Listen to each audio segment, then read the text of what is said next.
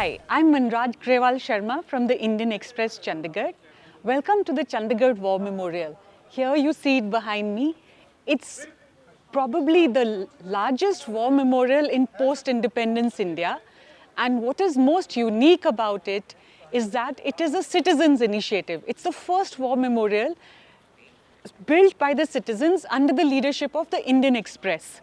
So no government money was spent on this memorial.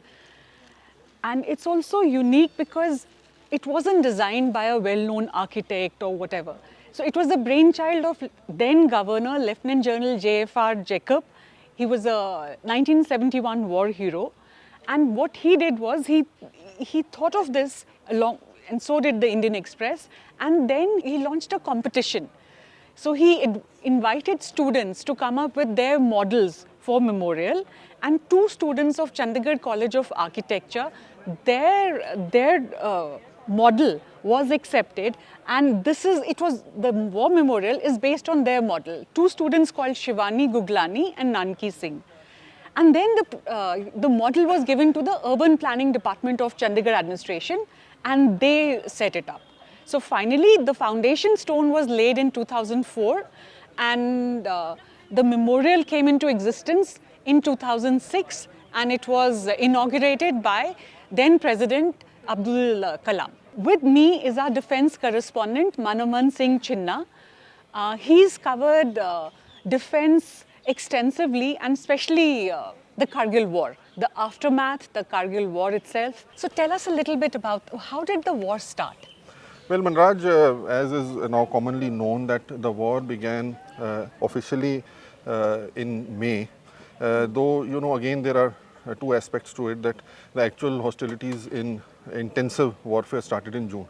But it was in the first week of May that the intrusions in Batalik sector were discovered by a local shepherd, who then informed the nearest army battalion. And that is how the first information that Pakistani intruders have come into our side of the line of control in Kargil and Dras areas, and which is how the army then was tipped off. And then the great mobilization started to rush troops to that area so that these Pakistani intruders could be thrown out. Okay. And how long did it carry on? Because initially it just started off as a minor operation. That's true. Right? That's true. So initially the full impact of the intrusions was not known. Initially, it was thought that it was only in piecemeal areas that the Pakistani intruders had come and occupied certain heights. But gradually, as more army units were pushed in and as more information started trickling in, including the intelligence input, satellite photographs, on-ground surveillance, it was found out that there was a wide front over which the Pakistanis had come and occupied certain strategic heights. And which is why then the mobilization had to be on a greater scale, and artillery, missile units, and all the additional paraphernalia along with the troops had to be sent in. All right. And because for a long time, it also led to a lot of casualties. Correct. So what was the total number? Well, there is dichotomy about the total number, but it was certainly more than 500 fatal casualties suffered by the Indian troops, primarily because this was a war which was fought in the mountains, where the defenders, the Pakistani intruders, were sitting at a height, and whereas the Indian army had to go up these heights, and they definitely had an advantage, because they were sitting there in small numbers, whereas the ratio of attacking force to the defending force in mountainous areas is of the ratio of 1:10. So for every one Pakistani intruder, we had to send in 10 soldiers. So therefore, our manpower was more intensive and our casualties were more. All right. And also it was a very interesting war because it was beamed live. So how did it impact the army action, the battle itself, the war itself? This certainly was the first war or conflict, we can say, which was televised to the drawing rooms of people of the country, and then there were reporters from print as well as electronic media who were present on the spot, and often they were also accompanying the assault teams to a certain point. For example, we had an Indian Express reporter named Vikramjit who actually accompanied assault teams and went along with them when they were trying to capture peaks. So the television crews definitely helped make it a televised war, and this was something which captured the imagination of the nation. All right. So did it work for the army, as in for the army's morale, and operationally did it do them any harm? Because there were reports that sometimes the television reporters would, in a certain case, say, you know, our troops are stationed here, and the enemy burst would start on that location. There were reports that something of that sort had happened, but the then Chief of Army Staff, General VP Malik, had clarified that nothing of this sort happened and that it was all accidental. But yes, as you rightly said, this did result in boosting the morale of not only the troops who were actually fighting in that area, but also of the common population of this country who were sending their young men to fight in this war. So it was a very motivating factor, and it brought the country together. Absolutely. And also this war saw many young leaders, it was led by, the assault was led by young officers, second lieutenants, captains.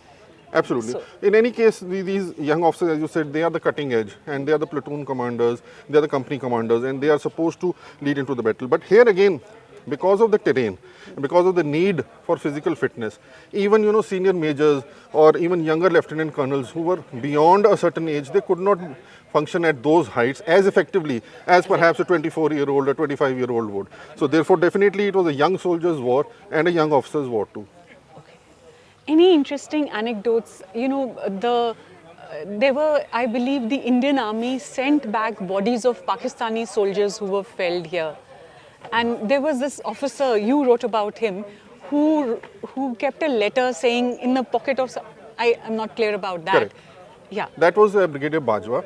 He was commanding 192 Mountain Brigade, and his brigade was the one which first captured a live Pakistani soldier who was taken prisoner of war. So that really certified the fact that the Pakistanis were intruding on our side, though of course their dead bodies had been recovered earlier. The same Brigadier Bajwa also recommended a dead Pakistani officer whose name was Captain Colonel Sher Khan, who had died in action on Tiger Hill. Okay. So what Brigadier Bajwa told us was that he put a chit recommending this officer for the highest gallantry award of Pakistan Army in his pocket when his dead body was being sent back to the Pakistan High Commission for repatriation. And then this officer did actually get the Nishan-e-Haider, which is the highest gallantry award for Pakistan Army. All right. And did it bring about any change in the Indian Army?